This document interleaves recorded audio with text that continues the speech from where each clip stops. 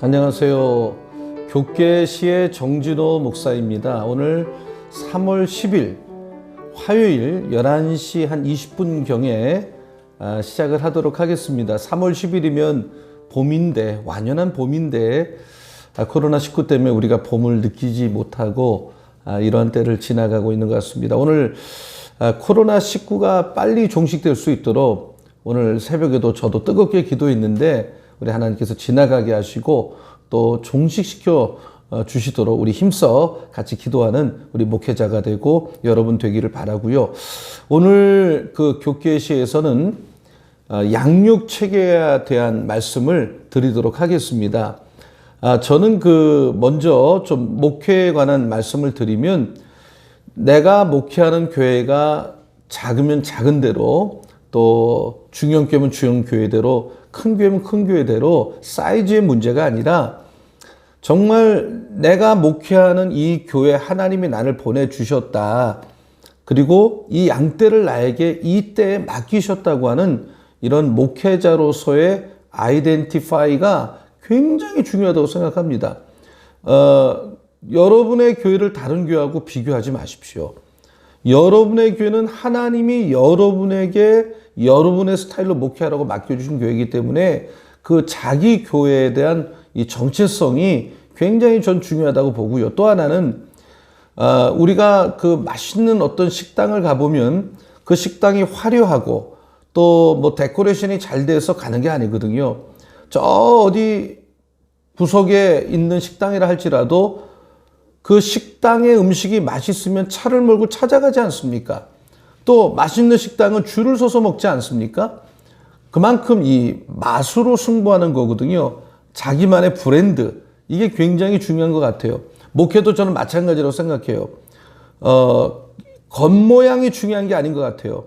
우리가 목회하는 그 목회가 얼마나 자기만의 브랜드가 있느냐. 저는 이 제자훈련 중심, 예배 중심의 목회를 추구하거든요. 우리는 예배와 제자훈련으로 간다. 이거는 그 두 가지 안에 우리가 추구하는 모든 게 거기 다 담겨져 있는 거거든요. 제자훈련 중심이다. 사람을 키우는 게 목회 핵심이다. 예배 중심이다. 우린 예배 목숨을 건다. 이거거든요. 그 두 가지가 제가 하는 목회의 브랜드란 말이에요. 그 목사 그러면 그거 하는 목사. 그 교회 그러면 그 예배가 좋은 교회. 이렇게 자기 교회만의 브랜드가 있는 목회를 할 때 한 번 하는 목회 행복하지 않겠는가? 값지지 않겠는가? 교인들도 행복하지 않겠는가? 저는 그렇게 생각을 합니다. 여러분, 지금이라도 우리가 늦지 않았다고 생각해요. 지금이라도 남의 것을 모방하는 목회가 아니라 자기 것을 찾는, 자기만의 브랜드가 있는 이런 일에 집중하시고 우리 그 목회를 얼마나 더 우리가 하든 간에 그런 길을 좀 가면 훨씬 값진 목회 기간이 되지 않겠는가 생각을 합니다. 저는 오늘은 양육 체계에 대한 말씀을 드릴게요. 그 전에 지난 시간에 제가 말씀드린 게 뭐냐면, 어떤 목사가 전통교회 부임을 해서 어떻게 이 전통교회를 제자훈련하는 교회로 탈바꿈시킬 거냐, 전환을 할 거냐, 이 말씀을 드린 거거든요. 그렇게 하기 위해서 가장 중요한 것이 뭐냐 하면, 담임 목사 자신이 제자훈련이라고 하는 것은 예수께서 하라고 명령하신 성경적 목회 방법이라고 하는 확신이 있어야 된다. 그래서 그 부분에 대한 이론이 분명해야 된다. 성경적 확신이 분명해야 된다. 누가 뭐래도 나는 이 일을 예수께서 명령하셨기 때문에, 주께서 하라고 한 것이기 때문에, 제자를 삼으라고 했기 때문에 한다고 하는 이런 성경적 이 확고한 가치관이 있어야 된다. 두 번째는 뭐냐 하면, 이 제자 훈련을 성공하려면 한 번 시작하면 5년, 미니멈 5년, 맥시멈 10년을 내다보셔야 돼요. 어떤 것이든 5년을 하지 않고 어떻게 열매를 맺습니까? 10년을 하지 않고 어떻게 열매를 맺을 수가 있겠습니까? 그러니까 나는 한 5년은 남하고 나를 비교하지 않고 이 길을 간다. 사람을 키우는 일에 남은 인생을 걸겠다. 이게 가장 주님이 기뻐하는 교회를 세우고 사람들을 세우는 일이다라고 하는 확고한 정신을 가지고 이 일에 담임 목사가 미쳐야만 성공할 수가 있어요. 우리가 흔히 말하지 않습니까? 미쳐야 미친다. 제가 얼마 전에 우연히 그 유튜브를 통해서 손여름이라고 하는 그 여자 피아니스트가 피아노 연주하는 걸 보고 아주 계속 듣게 됐어요. 아주 자기가 피아노 한 곡을 연주하는데 외워서 하는 건 기본이고 완전히 정말 미쳐서 반주를 하는 거예요. 저는 파리에서 목회할 때 어떤 분이 티켓을 줘서 사라장, 바이올리니스트, 세계적인 사라장이 연주하는 걸 한 30분 정도 아주 유명한 오케스트라하고 협연을 하는데, 정말 신들린 듯이 연주를 하는데, 매력이 있어요. 그리고 제가 사라장의 연주를 듣고 돌아와서 쓴 칼럼이 뭐냐면, 프로는 아름답다는 거예요. 아름다워요. 매력을 줘요. 거기는 유럽 사람들이 아주 홀딱 빠져가지고, 한국 대단하다. 애국이 딴 게 아니에요. 자기 일의 전문가가 되면 사람들이 영향을 주는 거 아닙니까? 제자훈련도 마찬가지란 말이에요. 어떤 분야든 내가 그 분야를 성공하려면 또 열매를 맺으려면 그 일을 하는 담임 목사 자신이 미쳐야 되겠다. 미쳐야 되겠다. 이것이 핵심이라는 것입니다. 그리고 지난 시간에 1:1 제자양육 성경부에 대한 말씀을 드렸는데 1:1 제자양육 성경부에서 중요한 건 뭐냐? 재생산이라는 말씀 드렸어요. 이 제자훈련은 리프로덕션, 재생산이 굉장히 중요합니다. 그래서 디모데후서 2장 1절 2절 말씀처럼 바울이 디모데에게 바울이 뭐라 그랬습니까? 너는 아무나 양육하지 말고 충성된 사람을 양육해라.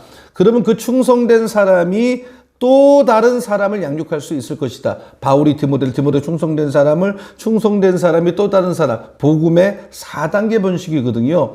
이 1:1을 하는 사람은 많고 교회도 많지만 재생산까지 가야만 1:1이 원하는 바를 달성하는 거다.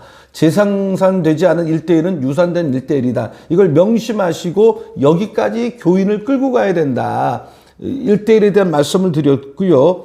1:1이 끝난 분들은 하나님을 경험하는 삶에 대한 이 공부에 좀 관심을 갖고 눈이 열렸으면 좋겠다. 이런 말씀을 드렸어요. 하나님을 경험하는 삶은 제가 지금까지 만난 성경 공부 가운데 가장 엑설런트한, 가장 탁월한 성경 공부입니다. 저 자신이 이 공부하다 깨졌고 이 하나님의 뜻대로 목회한다는 거, 하나님 중심으로 산다는 게 뭔지를 관심을 갖게 됐어요. 목사, 선교사, 평신도 리더의 필독서가 이 공부다. 저는 그렇게 확신하고 있습니다. 다시 한번 말씀드리면 오늘은 양육체계, 이런 기본적인 정신을 가지고 주먹구구식으로 남이 하니까 나도 하면 안 됩니다. 그 교재 하나를 선택하는 것도 여러분하고 맞아야 되고 여러분 교회 교인들하고 맞아야 되거든요. 제가 지금부터 말씀드린 양육체계라는 것은 저는 제가 목회하는 환경 속에서 남의 것을 보고 카피한 게 아니라 이 공부를 하니까 잘 되더라, 열매를 맺더라, 변화를 되더라, 그런 것을 가지고 양육 체계를 저 나름대로 만든 거예요. 그래서 지금부터 설명을 드립니다. 바울 같은 경우는 여러분 바울이 설교를 했지만 사람들이 바울이 전한 설교를 듣고 비판하고 그 도를 듣지 않았다는 말씀이 사도행전 19장에 나오지 않습니까? 그러니까 바울이 그래서 설교를 잠깐 내려놓고 설교를 계속 했겠지만 두란노 서원이란 이방 철학 강의실을 렌트해서 2년 동안 소수의 사람을 놓고 에브리데이, 매일 말씀을 가르치잖아요. 그렇게 2년 동안 소수의 사람에게 집중해서 훈련을 시켰더니 아시아나 그 밖의 사람들이 이 예수의 도를 믿더라. 엄청난 열매를 거뒀다는 거예요. 그래서 바울은 2년을 제자훈련을 했고 예수께서는 아시다시피 아주 소수에게 관심이 있으셨죠. 12명의 제자, 12명도 많을 때는 3명 그룹, 그 중에서도 베드로 한 사람에게 집중하신 예수를 볼 수가 있어요. 3년을 양육하셨어요. 여러분, 예수께서 이 땅에 사신 일은 요약을 하면 가르치셨어요. 티칭. 복음을 전파했어요. 회당에서 프리칭. 그 다음에 각색 병든 자를 고쳐주셨는데 힐링 아닙니까? 주님이 이 땅의 3대 사역인데 주님은 그 3가지를 이 12명에게 다 쏟아부으시고 그 12명에게 마지막 요원이 뭐예요? 나는 승천해서 가지만 너희들은 모든 족속에 가서 제자를 삼아라. 가서 모든 족속에게 make disciple, 제자를 삼으라는 그 12명에게 이 땅을 위임하고 가신 거거든요. 맡기고. 그리고 그 일이 우리에게 이제 넘어온 것이죠. 그래서 양육 체계를 만드셔야 되겠다라는 겁니다. 저는 우리 교회 양육 체계를 제가 설명을 좀 드리겠습니다. 우리 교회는 3년, 한 교인이 교회를 등록하면 3년 동안 체계적 훈련을 받도록 체계를 가지고 이끌어가고 있습니다. 제일 먼저 교인이 교회를 오면 하는 것이 뭐냐면 좋은 교회, 좋은 교인이에요. 이 공부는 2시간씩 2주에 거쳐서도 할 수 있지만 저는 그 방법을 하다가 그렇게 하지 않고 한 번 할 때 2시간을 집중해서 하는 것입니다. 이 공부는 한마디로 담임 목사가 갖고 있는 목회 철학과 교회론의 기초입니다. 그래서 교회를 처음 온 분들에게 이겁니다. 당신이 우리 교회를 다니면 그 교회를 담임하는 목사가 어떤 목회 철학을 가지고 교회를 이끌어가는지를 알고 다니라는 거예요. 그리고 어떤 성경적 교회를 가지고 교회를 섬기는지를 알고 다니라. 그런데 좋은 교회는 제가 해보면 지성인들에게 굉장히 잘 맞는 공부 중에 하나예요. 이게 일방적으로 가리키는 게 아니라 이 논리적으로 한과 한과를 이렇게 가리키는 건데 이 공부에서 중요한 핵심 포인트가 2개입니다. 공부하는 과정에 그 회중에게 써내게 하는데 그게 뭐냐면 당신은 우리 교회를 오면 한 가지 당신도 사역을 하라는 거죠. 1인 1사역. 사역할 것을 소개하고 써내게 하고요. 그리고 공부가 마칠 때쯤에 1:1 제자 양육을 하라고 권면하는 그 항목이 나와요. 그럼 제 경험 같으면 그 앞에 강의를 듣고 마지막에 그것을 결단시키기 때문에 거의 95%가 한다는 답을 줘요. 그럼 바로 양육자가 준비되어 있으면 바로 연결을 하는 거거든요. 굉장히 효과가 좋아요. 그래서 좋은 교회는 굉장히 그런 면에서 유익하다. 저는 그래서 주일날 오후 예배 끝나고 보통 하는데 2시간 정도 잠깐 중간에 쉬고 2시간을 집중해서 딱 끝내줍니다. 그리고 어떤 교인도 이건 해야 되는 거예요. 우리 교회를 다니는 분들이라면 이 공부는 해야 된다. 좋은 교회가 끝나면 지금까지 말씀드린 1:1 제자양육 성경부를 하도록 연결을 시킵니다. 1:1 제자양육 성경부는 성경 공부의 바이블이다라고 하는 별명이 있을 만큼 너무 좋은 책이에요. 제가 1:1 성경 공부를 한 30년 했지만 지루하지 않아요. 앞으로도 바꿀 생각이 없어요. 신앙의 체계가 안 잡힌 오래된 신자, 예수를 처음 믿는 신자, 도대체 어떻게 믿어야 되는지 여러분 생각을 해보세요. 불교에 있다 온 사람이, 타종교에 있다 온 사람이, 오랫동안 불신자 생활을 하던 사람이 교회를 오면 우리가 마치 불교에 처음 간 거하고 느낌이 다를 게 뭐가 있겠어요. 그 사람에게 기도가 뭔지, 바이블이 뭔지, 교제가 뭔지, 예배가 뭔지 하나씩 설명하는 게 필요하거든요. 그런 기본기를 갖춰 놓게 하는 게 굉장히 중요하다. 그래서 신앙의 체계를 잡도록 하는 게 1:1 제자양육 성경부인데 목사님들이 1:1을 꼭 마스터하세요. 이거는 엄청난 재산이에요. 그러면 내가 뭐 영어로도 돼 있죠. 이 책이 중국말로 돼 있죠. 몇 나라 말로 번역이 다 돼 있거든요. 그러면 어느 나라, 어느 곳, 내가 개척교회를 하든 큰 교회를 하든 작은 교회를 하든 어떤 대상, 연령에 관계없이 이 공부로 그 신앙의 체계를 잡아줄 수 있다. 1:1 공부를 4개월 하거든요. 저는 4개월 하는데 1:1에서 핵심은 역시 양육자를 만들어내는 거예요. 그래서 1:1 공부를 하는 그 과정에 성령 충만한 삶이라는 주제가 나오면 벌써 양육자가 돼야 된다. 당신이 공부를 하는 목표가 양육자 되는 거다. 이 공부를 마치는 것도 중요하지만 그것을 계속 챌린지를 하는 게 핵심인데 그래서 양육자 과정을 이 4개월을 마치면 바로 인터벌을 두면 또 안 할 일도 생기고 마귀가 역사하기 때문에 바로 시키는데 저는 5주를 합니다. 이미 한 번 했기 때문에 어떤 단체에서는 2번 듣게 하지만 저는 그렇게 하지 않습니다. 4개월을 하고 5주를 또 훈련시키는데 1:1을 한 사람이 평신도에게 했어도 담임 목사의 손을 거치게 만든다는 거죠. 그래서 다져주는 거예요. 5주를 하고 과감하게 거기까지를 통과한 사람은 특별한 티칭의 능력이 없지 않은 한 가르치도록 기회를 주는 겁니다. 그리고 1대1을 마친 사람에게는 뭐를 하게 하느냐면 하나님을 경험하는 삶, 할리 브레캅이 하나님 경험하는 삶은 3개월 과정이에요. 하나님을 경험하는 삶의 대주제는 선순종하면 후체험한다 이겁니다. 철저히 하나님의 말씀에 하나님의 뜻에 나 중심 이런 기복적인 신앙을 가지고 예수를 믿는 사람들을 하나님 중심, 교회 중심, 말씀 중심의 크리스찬으로 바꾸는 그런 훈련이 하경섬이라고 할 수가 있거든요. 참 좋습니다. 이 공부를 제대로만 하면 어떤 교인도 변화가 된다 이겁니다. 하경삼이고요. 그다음 하경삼이 끝나면 같은 헨리 블랙가비 목사님이 쓰신 교경삼이라는 공부가 있어요.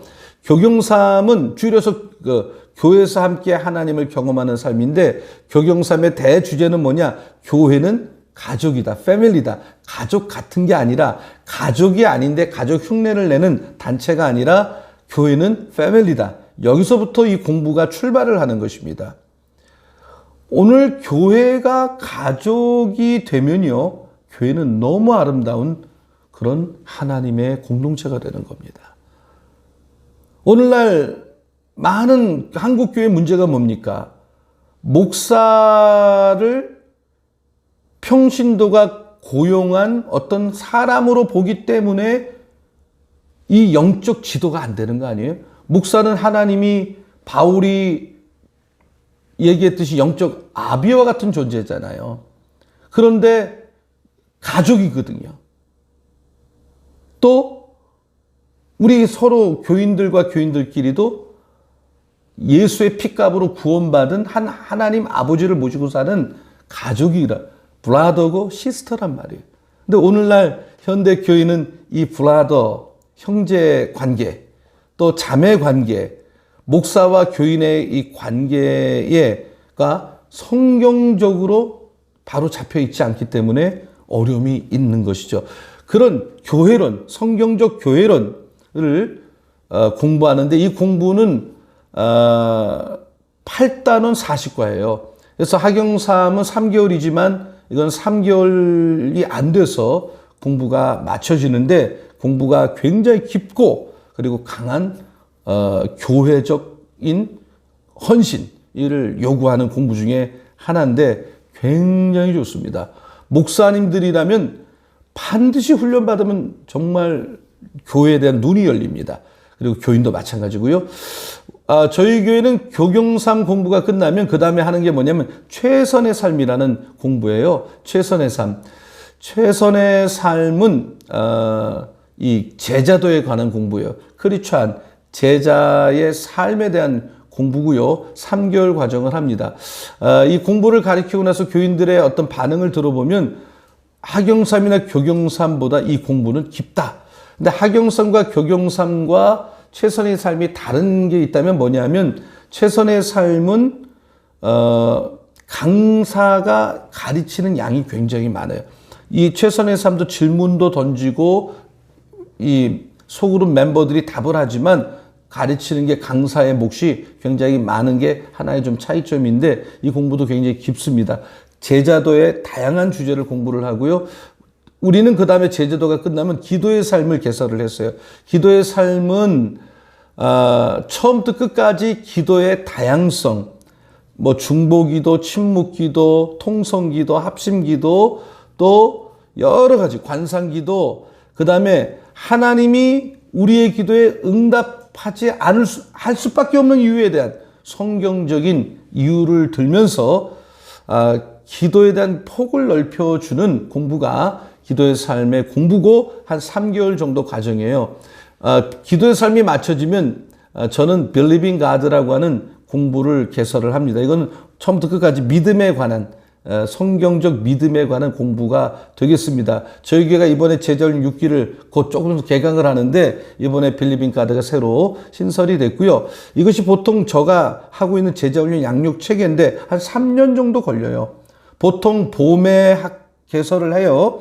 그럼 봄의 개설을 3월 달에 모집을 2, 3주 해서 3월 중순에 개강을 하면 한 3개월 정도, 그러니까 7월 전에 끝나는 거죠. 그 7월 정도에 수료식을 하고 끝나면 소풍을 가는 겁니다.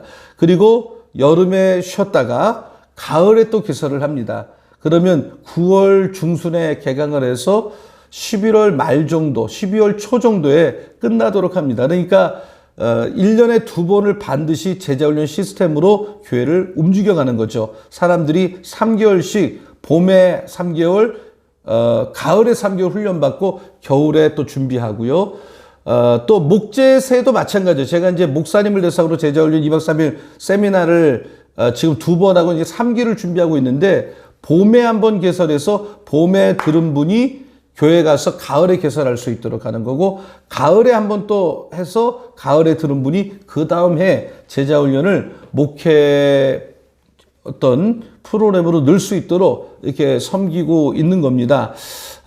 제가 지금까지 말씀드린 게 양육체계거든요. 근데 이 삶 시리즈의 특징이 뭐냐면, 삶 시리즈는 강사가 일방적으로 가르치는 게 아니에요.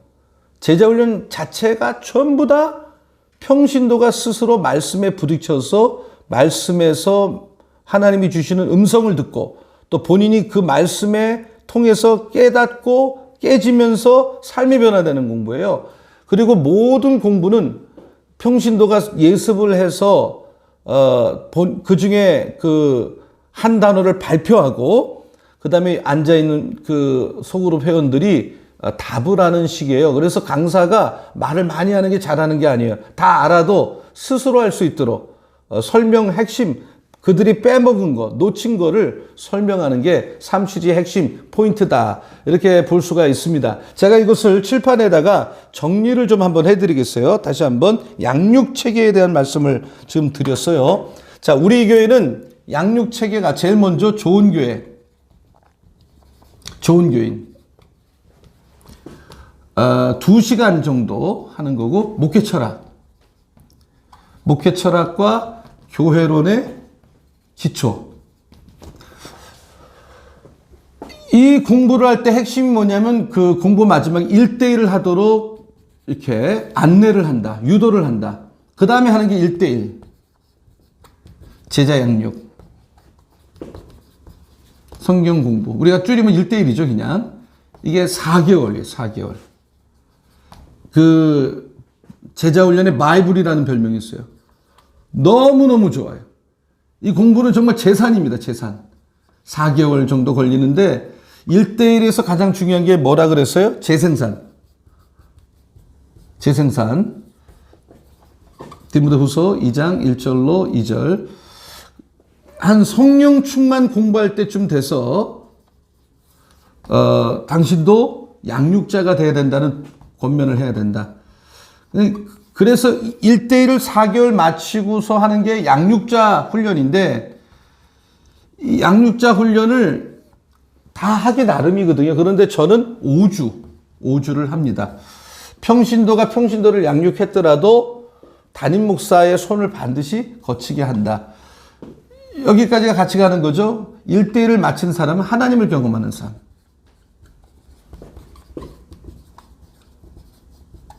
하나님을 경험하는 삶을 하게 하는데, 하나님을 경험하는 삶은 헨리 블랙갑이라고 하는, 아직도 살아계시는 걸로 아는데, 그 목사님이 쓰신 책인데 3개월 과정이에요. 3개월 과정. 학영삼 공부의 대주제는 선순종하면, 후체험한다. 먼저 순종을 하면 하나님을 exploring God, 체험한다.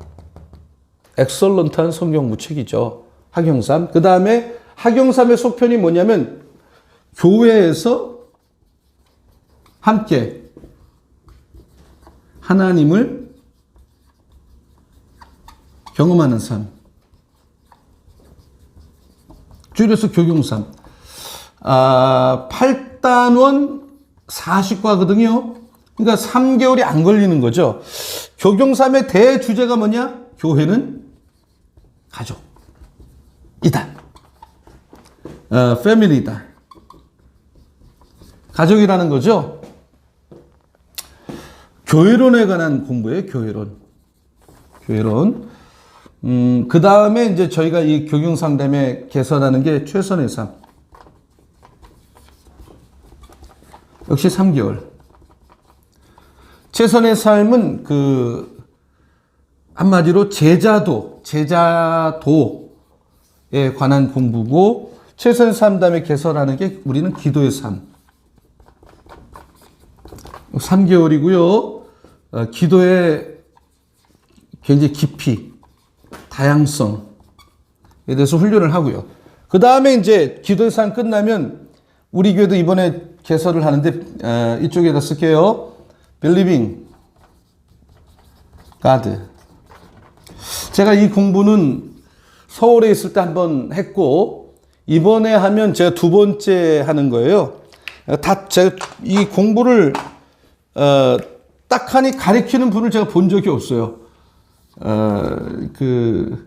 믿음의 삶에 대한 공부죠. 역시 3개월이다. 자, 그런데 여기서 중요한 게 뭐냐면, 저는 학영삼까지는 반드시 필수적으로 해야 된다. 우리 교인이라면 필수. 안 하면 안 되는 거예요. 안 하면 계속 하도록 권면을 하는 거예요. 그리고 학영삼까지를 하면, 학영삼을 한 다음에 교경삼을 공부하면 제일 좋아요. 이게 같이 가는 거니까, 속편이니까. 그런 학영삼까지를 한 사람이라면 자기의 신앙에 맞게 교경삼을 들어도 좋고, 최선의 삶을 들어도 좋고, 기도의 삶을 들어도 좋고, 바로 빌리빙 가드로 가도 괜찮게 만들어 놓은 거예요, 시스템을. 그러나 여기까지는 필수적으로 해라. 모든 교인이 하면 좋겠다. 우리 교회 리더십이 되려면 이 공부를 마쳐라. 이것을 계속 강조하고 끌고 가고 있습니다. 자, 여러분에게 다시 한번 제가 3번에 걸쳐서 나눠 설명을 하는 건데, 자, 이게 1대1 책이에요. 자, 이렇게 패키지거든요. 이렇게 패키지입니다. 패키지. 이제 1대1 강론을 공부할 때 다시 말씀드리겠지만, 1대1의 가장 중요한 이 교과서죠, 교과서. 다른 것은 참고는 하지만 이걸 자세히 읽어봐라. 그렇게까지 지나치게 강조하진 않고요. 학영삼에 관한 책이죠. 그 다음에 학영삼은 어린이 청소년 학영삼 책도 있어요. 저희 교회가 지난번 제주로 오게 할 때는 어린이하고 중학교 1학년까지 학영삼을 개설을 해서 장로님 한 분이 가르쳐서 한 6명, 7명이 수료를 했어요. 보통 제자훈련을 어떤 교회는 나이를 제한하지만 저는 나이를 제한하지 않습니다. 하나님 나라에서 나이는 숫자에 불과하다, 이런 가치관이고요. 어린아이도 영적 존재고 장로님들도 영적 존재예요. 어떤 사람도 하고자 하면 할 수가 있고 가르치고자 하면 가르칠 수가 있어요. 물론 누군가를 가르치는 데 있어서는 은사가 좀 있어야 되지만 배우라는 거죠. 그러니까 우리 교회는 제자훈련 하면서 핵심 구호가 뭐냐면 가르치든지 배우든지. 당신이 우리 교회를 오면 가르치라는 거예요. 가르치기가 싫으면 배워라. 배우기 싫으면 다음 학기 가르쳐라. 가르치든지 배우든지. 항상 제자훈련 시작할 때 하는 구호가 아프지도 말고 죽지도 말자. 그만큼 제자훈련은 제자훈련에 우선순위를 둬야 된다는 얘기고요. 그 다음에 이제 교경삼 교재가 이겁니다. 같은 헨리 블랙가비 목사님 쓰셨고, 교회론에 관한 것이고요. 그 다음에 이제 최선의 삶 교재는 이 책입니다. 이 책도 제가 독학을 했는데, 제가 이 최선의 삶을 가르치는 교회가 있는가 이렇게 아무리 찾아봐도 없어요. 없다 보니까 내가 하는 게 정말 이게 방향이 맞는지 틀리는지 모르지만 계속 현장에서 하면서 저 나름대로의 방향도 찾고 방법도 찾게 되는 거죠. 그래서 사실 이 교계세를 유튜브에 개설을 한 이유도, 제가 1년에 2번 목사님들을 대상으로, 평신양육자를 대상으로 목제사를 한 이유도, 저처럼 제자훈련을 하려고 몸부림을 치면서 가이드 해줄 어떤 통로를 찾으려고 해도 좀처럼 찾기가 어렵기 때문에 저와 같은 고민, 저와 같은 그런 어떤 어려움을 갖고 있는 목사님들이 있겠다고 생각을 하고, 이 교계세도 방송을 하는 것이고 또 목제사라는 세미나도 1년에 2번 같이 모여서 하는 것입니다. 그리고 이제 기도의 삶의 책은 이 책이에요. 이 책, 기도의 삶.